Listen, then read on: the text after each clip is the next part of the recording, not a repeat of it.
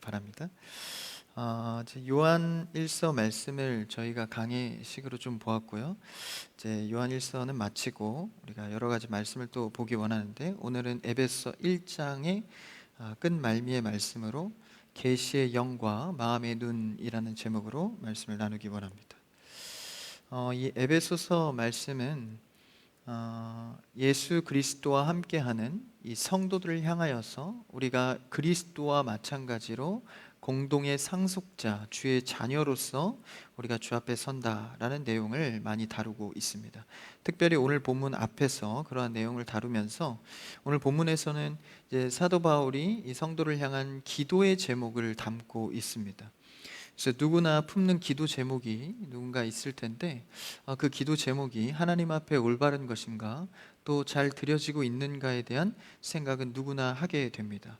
그런 입장에서 오늘 사도 바울의 기도는 말씀의 계시로서 이 성도들에게, 또 사역하는, 또 그리고 리더자들에게 아주 중요한 본문이 됩니다.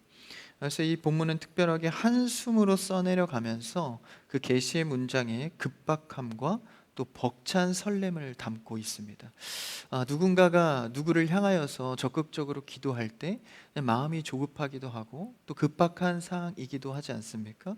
그것처럼 사도 바울이 성도를 향한 기도 제목에 대한 내용, 나는 이렇게 기도한다, 너희도 이 기도에 동참하길 바란다 라는 의미로 어떤 한숨에 써내려가는 문장을 볼 수 있습니다. 그 내용을 우리가 좀 천천히 살펴보기 원하는데, 먼저 15절에서 16절 두 절을 한번 같이 읽어볼까요? 같이요, 시작. 이로 말미암아 주 예수 안에서 너희 믿음과 모든 성도를 향한 사랑을 나도 듣고 내가 기도할 때 기억하며 너희로 말미암아 감사하기를 그치지 아니하고. 성도를 향한 사랑, 조금 이상해졌네, 소리가 안에 울립니다. 내가 기도할 때에 기억하며 너희로 말미암아 감사하기를 그치지 아니한다. 이 기도에 대한 내용을 담고 있습니다.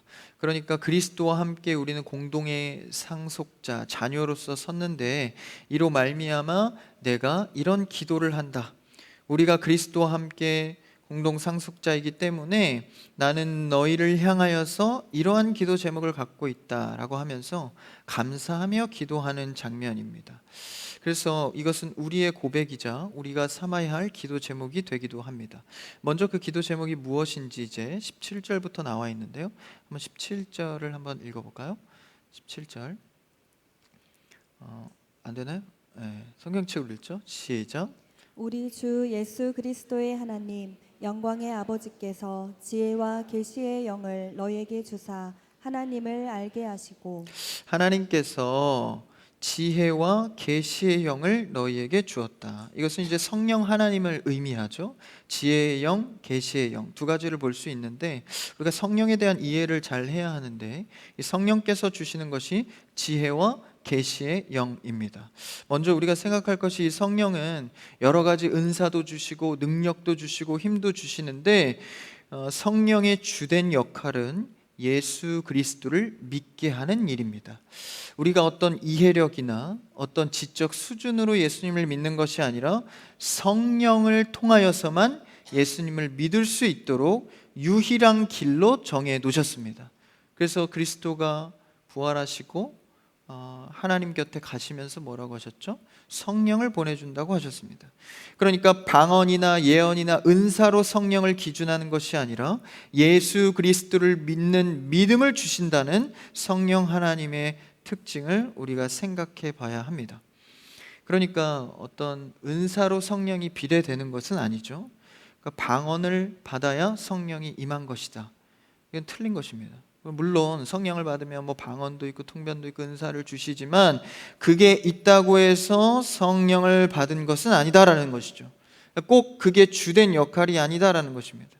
성령 하나님의 가장 큰 기적의 능력은 예수 그리스도를 믿게 되는 것입니다. 여러분, 우리도 잘 생각해 보면 그리스도를 내가 믿는다, 성경의 말씀을 내가 믿음으로 받는다라는 것은 사실 실제 이거보다 더 큰 기적은 없는 것이죠. 그래서 고린도전서에서도 사도 바울이 성령으로 아니하고는 누구든지 예수를 주라 시인할 수 없다라고 규정하고 있습니다. 그러니까 이 성령 하나님은 그리스도를 주라 시인하게 하고, 내가 이해력이 있든 없든, 많이 배웠든 배우지 못했든 내가 그리스도를 믿게 되는 것, 이것은 성령의 역사로만 가능하다라는 것입니다. 이것이 말씀에서 표현하기로 지혜의 영이다. 우린 똑똑하고 많이 배우고 좋은 학교를 나와야 지혜라고 생각할 수 있지만, 경험을 많이 쌓아야 지혜가 있다고 생각할 수 있지만, 성경에서 말하는 지혜는 성령을 통해 그리스도를 알아가게 되는 것, 그것이 곧 지혜라고 말합니다. 여러분, 그리스도를 많이 알아가요 성도로서 지혜로운 자가 되기를 축복합니다. 왜 그렇게 될까요? 그리스도를 알면 하나님의 마음을 알게 됩니다. 하나님의 마음을 알면 나를 내려놓고 그분을 따라 계획하게 됩니다. 그분의 소리를 듣기를 좋아하고 그분께 구하여 묻기를 좋아합니다. 그래서 곧 지혜로운 자는 그리스도를 믿게 되는 것, 알게 되는 것이다 라는 것이죠. 그래서 우리가 성령 하나님을 통해서 그리스도를 풍성히 알아가기를 바랍니다. 그래서 이 성령님은 우리가 그리스도를 믿을 수 있도록 도우시는데, 이것으로 끝나는 게 아니라 성령의 충만함을 받으라 라는 표현이 있죠. 성령의 충만의 문제가 또 있습니다. 그러니까 우리가 성령을 충만히 받는 것, 그러니까 성령을 받으면 끝이지 뭘 또 충만히 받는 것은 또 무엇인가? 이것은 어떤 크기에 대한, 더 많이 받아라 라는 크기의 얘기가 아니라 삶에 대한 지배 방식을 말합니다. 그러니까 성령 하나님의 충만함을 받으라는 것은 날마다 성령이 거하도록 모든 삶의 순간마다 지배를 받으라라는 것이죠. 우리는 수많은 삶을 살면서 많은 것으로부터 영향을 받습니다. 미디어의 영향을 받을 수도 있고, 사람, 친구 관계, 사람 관계로도 영향을 많이 받습니다. 가정의 영향은 말할 것도 없고, 수많은 유혹, 수많은 영향들이 살아가면서 오게 됩니다. 그런데 우리는 성도로서, 그리스도를 아는 자로서 성령 하나님의 영향을 받아야 되는 줄 믿습니다. 내 삶을 지배받는 것이죠. 이게 성경의 표현으로 성령의 충만함입니다. 지혜의 영으로 성령을 받아 그리스도를 알게 된다면 이제 충만함의 문제가 남은 것이죠. 지배를 받는 삶. 여러분, 성령을 통하여서 그리스도를 알았다면 이제 충만한 지배받는 삶으로 나아가시길 축복합니다. 그래서 사도 바울은요, 술 취하지 말라, 이는 방탕한 것이니, 그 뒤에 말씀이 뭐죠? 성령의 충만함을 받으라. 그러니까 이것은 술을 먹지 마라, 먹어라라는 본문이 아니라요, 술의 특징을 빌려서 성령 하나님의 특징을 말해주는 겁니다. 술의 특징은 뭐죠? 잘하시네요. 이럴 때는 모른 척을 해야. 술은 내 의지와 상관없이 말 그대로 취하게 합니다. 내 의지와 상관없는 말과 행동을 하기도 하고요, 많이 취하면 기억도 나지 않습니다. 그만큼 자신은 사라지고 지배를 받는 성격이 술입니다. 마찬가지로 성령의 특징이 내가 사라지고 나는 죽고 지배를 받게 되는 특징이 있다라는 것이죠. 그래서 성령을 받아들인 자는 온전히 주의 지배를 받을 수 있도록 날마다 성령의 능력을 구해야 합니다. 오늘 이 밤 성령 하나님께 기대어 기도하는 여러분 되기를 축복합니다. 오직 그리스도를 알고 지혜롭게 되는 영은 성령밖에 없다라는 것이죠. 그래서 그리스도를 주라 고백하게 하시는, 믿게 하시는 능력을 성령을 통해서 우리에게 준다라는 것입니다. 그 고백대로 신앙대로 살아갈 수 있도록, 끝까지 매일 힘입어 살아가도록 오늘 말씀에서 지혜의 영을 우리에게 알려주는 것이죠. 그 다음 17절에 나오는 지혜의 영과 또 뒤에는 뭐죠? 계시의 영을 너희에게 주었다. 이 성령이 어디로부터 임하는가? 이제 평생의 성령 하나님의 지배를 받고 살아갈 때 그 능력은 말씀, 곧 감화, 성령의 감화와 감동으로 쓰여진 말씀으로 말미암습니다. 그래서 오늘 말씀의 17절의 표현에 계시의 영을 너희에게 주었다. 여러분, 계시 곧 하나님의 완성된 말씀을 의미합니다. 이 말씀은 계시의 영이기 때문에 살아 움직여 생동감이 있고 우리의 삶과 생명에 영향을 줍니다. 살아있는 말씀인 거예요. 그러니까 살아있는 성령으로 받지 않으면 이 말씀을 깨달을 수도 이해할 수도 없습니다. 그래서 우리는 이 말씀의 성령의 감동하심으로 쓰여진 이 말씀의 조명을 받아야 합니다. 말씀을 통해서 내 삶을 비춰보고, 내 성격을 비춰보고, 내 환경을 비춰보고, 내가 현재 선택하고 분별해야 될 것을 말씀의 조명을 따라 결정하고 생각할 수 있는 여러분들을 축복합니다. 말씀의 조명하심, 이게 바로 계시의 영입니다. 아무리 똑똑한 자도, 아무리 많이 배운 자도 성경을 이해하는 것은 성령이 필요하다라는 것이죠. 왜냐하면 성경의 원저자가 성령 하나님이시기 때문입니다. 그래서 우리는 주야로 말씀, 계시의 영을 묵상하며 성령 하나님께서 깨우칠 수 있도록, 나에게 깨우쳐 줄 수 있도록 구해야 하는 것이죠. 말씀을 물리적으로 읽는다 해서 우리의 것이 되는 것이 아닙니다. 오늘도 성령 하나님께 기대어 말씀을 듣는 여러분들에게 축복합니다. 시편 말씀에 주의 말씀은 내 발의 등이요 내 길의 빛이니이다.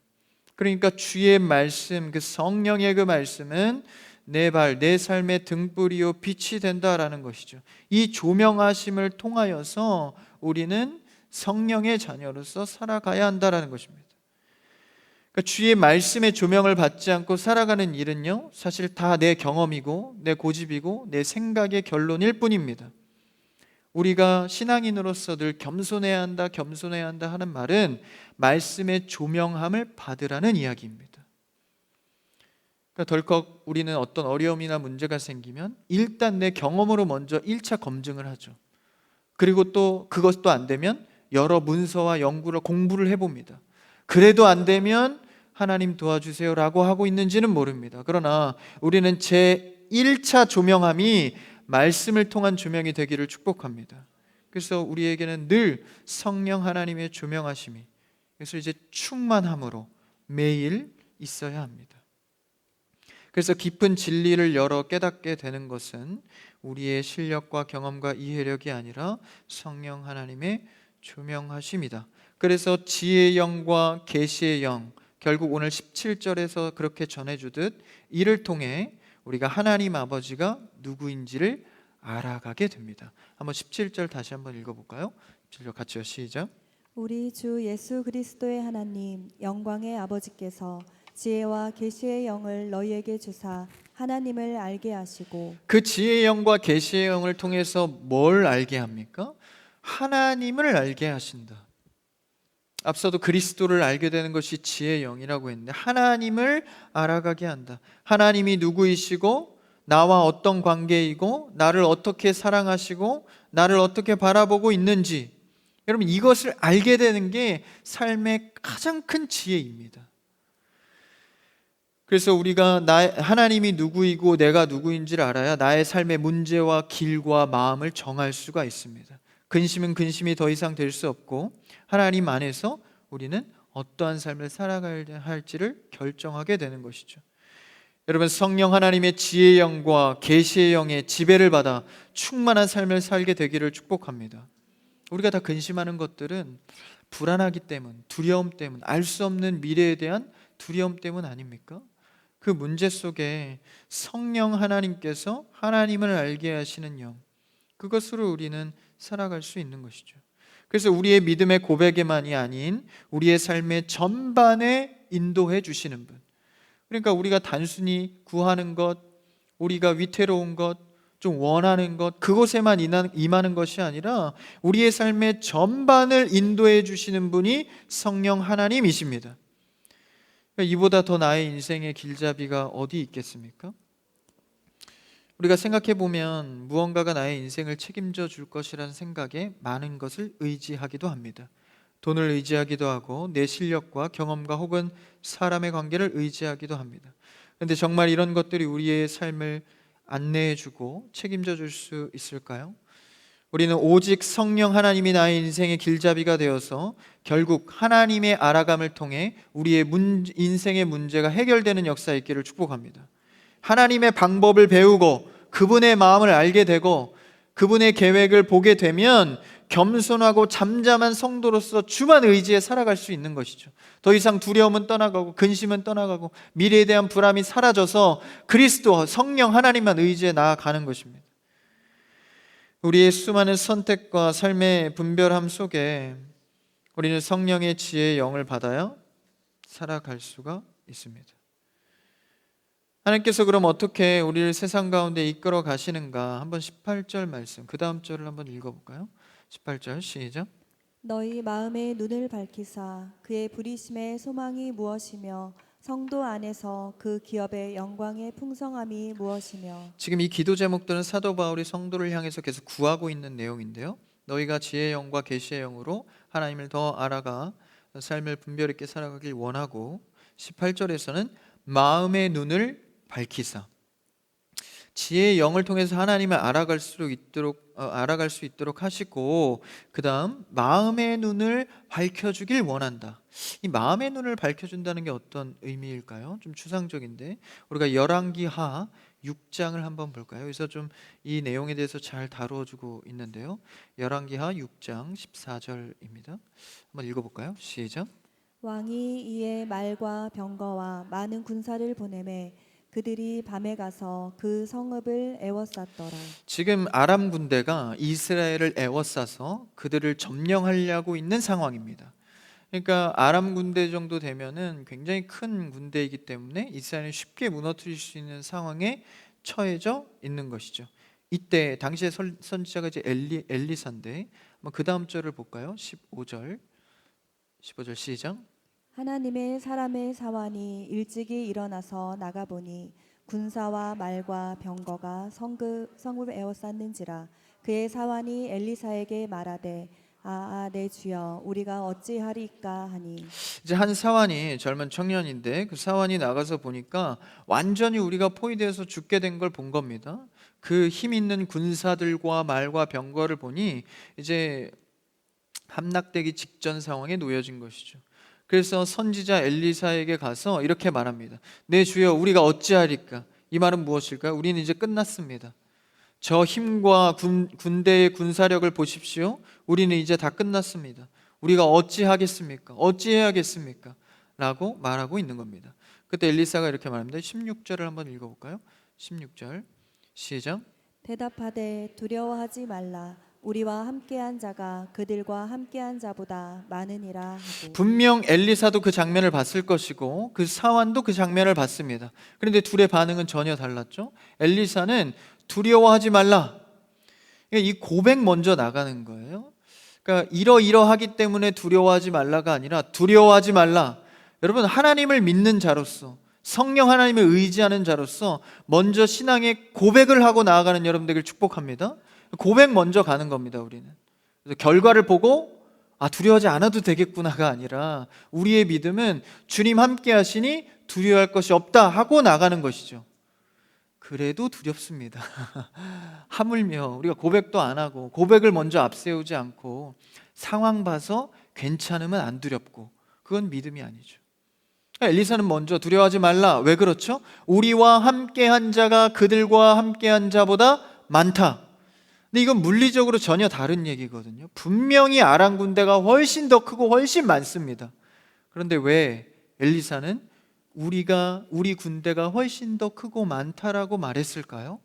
그것을 17절에서 밝히고 있습니다. 한번 그 다음 절 읽어볼까요? 시작. 기도하여 이르되 여호와여 원하건대 그의 눈을 열어서 보게 하옵소서 하니 여호와께서 그 청년의 눈을 여심해 그가 보니 불말과 불병거가 산에 가득하여 엘리사를 둘렀더라. 기도를 하는 거예요. 엘리사는 이미 보았고 저 두려워하고 있는 사환 청년의 눈을 여셔서, 마음의 눈을 여셔서, 다시 말하면 영의 눈을 여셔서 보이지 않는 것들을 보게 하셔서 우리가 왜 두려워하지 말아야 하는지를 알게 하소서. 그러니까 바로 그의 눈을 여셔서 엘리사가 본 걸 똑같이 보게 하죠. 뭘 봤죠? 불말과 불병거 산에 가득하여 엘리사를 두르고 있었습니다. 그러니까 이 장면을 보건대 오늘 말씀으로 돌아와서 마음의 눈을 밝히사라는 것은 우리가 육의 눈으로 보지 못하는 영의 눈이 열려지게 하옵소서. 그러니까 초대교회 때도 수많은 어떤 신학의 문제와 또 가정의 문제와 정치의 문제 때문에 흔들리는 성도들에게 마음의 눈을 밝히사 현재 힘들어하는 육적인 일들로부터 보이지 않는 영적인 세계를 보게 하셔서 더 이상 두려워하지 않도록 더욱 하나님을 의지할 수 있도록 전하고 있는 것이죠. 여러분, 우리는 두려워하지 말고 걱정하지 말 것은 우리가 보지 못하는 영역 속에 하나님이 일하고 있다는 사실입니다.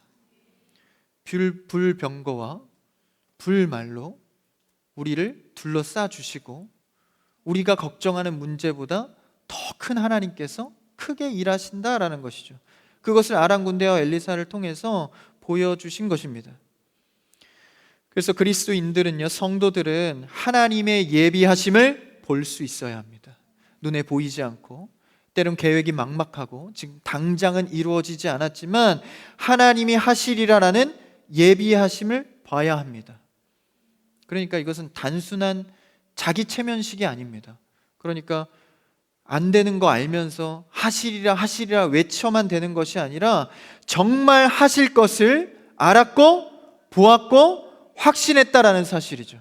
엘리사는 그 불병거를 확실히 보았습니다. 그래서 저 청년의 눈을 열어서 나와 함께 두려워하지 않는 공감을 가질 수 있도록 하나님께 구한 것이죠. 그래서 우리의 신앙과 믿음은요, 무슨 던져보듯이 뭐 믿어보고 되면 좋고 아님 말고, 여러분 이게 신앙생활이 아닙니다. 그래서 신앙생활은 뭐 믿져야 본전 아니냐, 뭐 하나님 믿어보고 잘 되면 좋고 안 되면 뭐 그냥 살면 되지. 여러분 믿음은 믿져야 본전이 아닙니다. 여러분 하나님께 믿지면 인생이 큰일 날 수도 있습니다. 그래서 믿지는 게 본전이 아니라 망하는 길이 될 수 있는 것이죠. 여러분 하나님은 온전히 믿는 대상이지 믿어보는 대상이 아닙니다. 여러분 이 시간 말씀을 통하여서 하나님을 온전히 믿게 되기를 축복합니다. 보이지 않는 눈을 그래서 열어달라라는 것이죠. 그래서 우리는요, 믿음 생활하면서 확실히 보는 일들도 많아져야 합니다. 그냥 뭐 무턱대고 믿어 뭐 이게 아닙니다. 내가 말씀을 통해서 하나님의 일들을 깨닫게 됐어. 기도하다 내가 받았어. 확신을 갖고 나아가야 합니다. 마음의 눈을 열어 밝히 보게 하실 줄 믿습니다. 이 밤 주 앞에 기도할 때 마음의 눈을 열게 하셔서 영의 세계를 보게 되기를 바랍니다. 이것을 본 자들은요, 불안감이 사라집니다. 초조함이 사라집니다. 의심이 사라집니다. 하나님께서 이 밤 오늘 구할 때 불안과 의심과 초조함을 사라지게 하시고 마음의 눈, 영의 눈을 밝히 열게 하셔서 하나님의 계획들을 보고 믿게 할 줄 믿습니다. 그래서 마음에 이런 눈을 여셔서 지금은 육의 눈으로 보이지 않지만 영의 눈으로 보게 되는 것들을 확신하게 되면 마음에 평안이 찾아옵니다. 여유가 생기고요, 의연해지는 성도가 됩니다. 그래서 그 사환이 엘리사에게 갔을 때 어떻게 해야겠습니까? 절망하고 불안하고 초조한 마음으로 외쳤잖아요. 근데 엘리사는 굉장히 차분하게 두려워하지 마라, 그리고 그를 위해 기도해 주는 것이죠.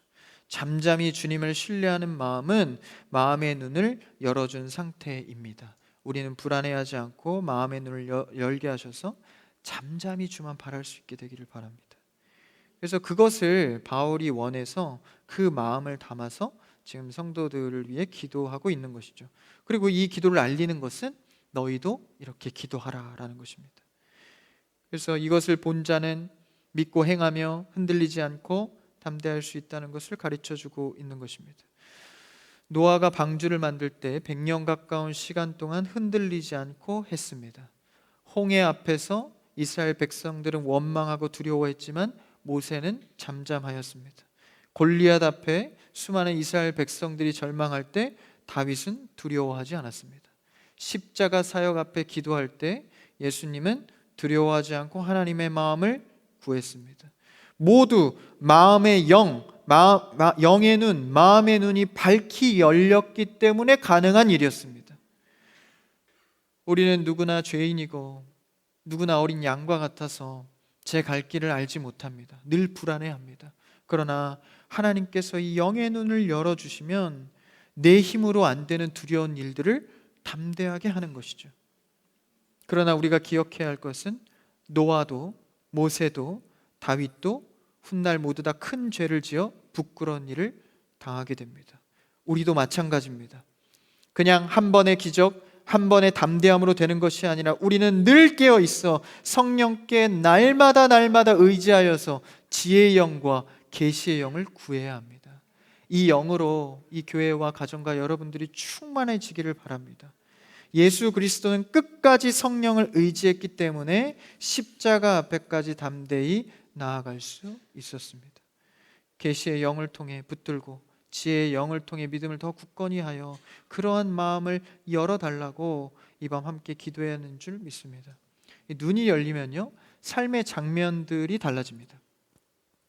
제가 어릴 때 이제 원래 제가 지금 렌즈를 끼고 있는데 원래 제가 안경을 낍니다. 이게 초등학교 6학년 때로 기억하는데 그때 이제 잘 몰랐어요. 그런데 이제 이렇게 학교 끝나고 집에 가는 길에 이 글자들이 갑자기 안 보이는 거예요. 간판들도 안 보이고. 그래서 저는 그게 원래인 줄 알고 몇 개월을 살았습니다.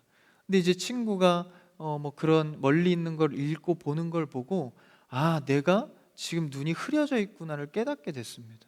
저는 그게 보이는 세상인 줄 알고 산 거거든요. 몇 개월이었지만. 그래서 저는 감각이 없어서 무뎌졌습니다. 그런데 밝히 보이는 세상이 있다는 걸 알게 되자 그날 바로 안경점에 가서 안경을 맞췄습니다. 우리가 어쩌면 영의 눈이 가려져서 이게 당연하다, 이 정도는 세상의 이치다, 이건 되지 않지, 이건 될 수 있지, 이것을 계산하면서 하나님을 찾는지도 모릅니다. 하지만 영의 눈이 열려지면, 보이지 않는 세상이 열려지면 담대히 기도하고 주님께 구할 수 있는 것이죠. 여러분, 판단하며 기도하지 마시고 마음의 눈을 열어주시는 대로 기도할 수 있기를 바랍니다. 그래서요, 이런 마음들이 성도들이라면, 하나님의 자녀라면 서로가 공감이 되어야 합니다. 성도들 가운데도 서로 보는 것들이 달라서 누구는 마음의 눈으로 보고 누구는 육신의 눈으로 보면 교회가 하나가 되지 않는 거예요. 공감이 되지 않는 것이죠.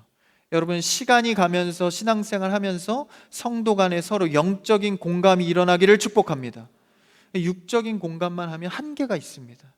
조금 안 알아주면 힘들어지고 육적인 공감이 더 달콤하기도 하고, 우리는 결국 성도로서 영적인 공감을 할 수 있어야 하는 것이죠. 내 기도 제목이 그에게도 뜨거운 기도 제목이 되고, 교회를 향한 마음이 당신에게도 큰 마음으로 공감이 되고, 마음의 눈이 열려지도록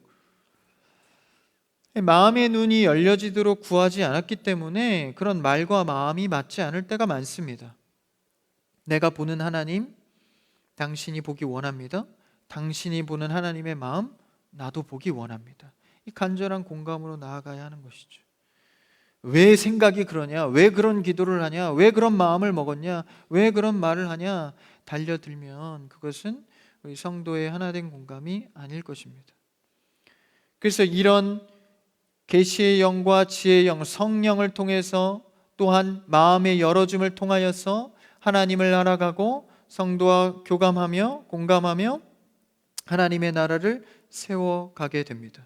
그 다음 우리가 20절 좀 넘어가서 20절을 한번 읽어볼까요? 본문 20절입니다. 같이요, 시작. 그의 능력이 그리스도 안에서 역사하사 죽은 자들 가운데서 다시 살리시고 하늘에서 자기의 오른편에 앉히사. 19절에 이렇게 알게 하시기를 구하노라, 이 기도 제목을 얘기하면서 뒤에 20절부터 23절까지 그리스도에 대한 얘기를 합니다. 이것이 무슨 연관이 있는가? 20절 보시면 그의 능력이 그리스도 안에서 역사하사 죽은 자들 가운데서 다시 살리시고, 그리스도의 부활을 말하고 있죠. 그리고 하늘에서 자기의 오른편에 앉히셨다. 부활하시어 죽음의 문제를 해결하신 분이 하나님의 우편에 오른편에 앉아 계신다. 그리고 21절 22절도 읽어볼까요? 21절 시작. 모든 통치와 권세와 능력과 주권과 이 세상뿐 아니라 오는 세상에 일컫는 모든 이름 위에 뛰어나게 하시고 또 만물을 그의 발 아래에 복종하게 하시고 그를 만물 위에 교회의 머리로 삼으셨느니라. 아주 중요한 대목입니다. 하나님께서 이 세상과 우리를 통치하고 경영하실 때는 반드시 그리스도를 통하여서 그리스도로 귀결되도록 하신다라는 것입니다. 심지어 21절에 보니까 모든 세상의 통치와 권세와 능력과 주권과 이 세상뿐 아니라 오는 세상까지 모든 이름 위에 뛰어나게 하신 것이 바로 예수 그리스도다라는 것이죠. 그러니까 이 세상의 경영과 통치는 믿는 자나 믿지 않는 자나 믿든 믿지 않든 그리스도를 통해서 경영됩니다. 그러니까 우리도 그리스도를 통하여 살지 않으면 하나님의 계획을 볼 수 없는 것이죠. 이것을 믿는 것이 왜 중요합니까? 이 원리를 갖고 있는 그리스도와 하나님의 경영 방식에 22절의 끝에 뭐라고 하죠? 그러한 모든 경영을 허락한 그 그리스도, 그를 만물 위의 교회의 머리로 삼으셨다. 그럼 그 엄청난 그리스도의 경영 방식이요, 교회의 머리가 됐다라는 것입니다. 그러니까요, 그분이 교회를 통해서 세상을 경영하도록 하십니다. 성도들의 기도와 성도들의 예배와 성도들의 절신한 신앙의 거룩한 생활을 통하여서 세상이 경영되도록 했다라는 것이죠. 물론 여전히 세상이 보기에는 교회가 문제가 많고 시끄럽습니다. 덕이 되지 못할 때도 있고 속상하고 아플 때도 있습니다. 그럼에도 불구하고 하나님의 경영 방식은 교회의 머리 되신 그리스도를 통하여서 일하신다는 사실입니다. 그래서 아무리 누가 뭐라 그래도 성도의 기도로 세상은 경영될 수 있고, 성도가 하나님께 드리는 예배와 찬양으로 세상은 경영된다라는 사실입니다. 이것을 믿음으로 우리는 하나님 앞에 신앙생활을 해가는 것이죠. 이 교회의 그리스도의 통치와 머리가 임하였다는 것을 오늘 20절부터 잘 말해주고 있습니다. 그러니까 여러분, 교회가 살아야 세상이 삽니다. 왜냐하면 세상은 세상의 시대의 흐름의 풍조에 따라, 공중권세 잡은 자의 흐름에 따라 쉽게 바뀌어가기 때문입니다. 여러분, 교회의 질서나 말씀은 바뀌지 않습니다. 성도가 의지하고 기대하는 이 말씀의 능력과 말씀의 결과는 바뀌지 않는다는 사실이죠. 그래서 교회가 살아야 세상이 살고, 교회가 살아야 가정과 개인이 삽니다. 그래서 우리는 머리 대신 그리스도, 그리고 그의 지체된 우리가 예수 그리스도와 공동의 상속자가 되어서 그리스도의 경영 방식에 순종하며 그를 따라가는 삶을 살아가야 합니다. 그리스도의 머리 된 교회를 통해서요, 세상의 마지막 승리가 보장되어 있습니다. 그래서 여러분, 교회를 통하여서, 또 교회를 통하여서 살지 않으면, 교회를 통해서 믿음 생활하지 않으면 마지막 승리가 보장되지 않습니다. 왜 그런가요? 예수 그리스도가 죽으시고 부활하신 뒤에 제자들을 통해서, 그 고백을 통해서 뭘 세우죠? 교회를 세웁니다. 베드로의 신앙 고백을 통해서, 또 사도들의 신앙 고백을 통해서 교회를 세우고 나보다 더 큰 일을 할 것이다. 오늘도 교회를 통해 하나님은 머리 대신 그리스도와 성령 하나님의 역사로 우리에게 일하십니다. 오늘의 현실이 아무리 어둡고 막막해 보일지라도 그분이 승리하였다는, 승리해서 부활했다는 사실을 믿고 그와 함께 같은 상속자로서 승리의 길을 걸어가야 합니다. 그래서 우리는 오늘 말씀대로 계시의 영과 마음의 눈이 열려져야 이 믿음이 흔들리지 않고 끝까지 그리스도를 붙들고 나아갈 수 있습니다. 여러분, 그분이 승리하셨다는 사실을 믿고 오늘 이 밤에도 계시의 영과 마음의 눈을 열어 나의 삶도 그리스도와 같이 승리자의 삶으로 나아가게 되기를 주님의 이름으로 축복합니다.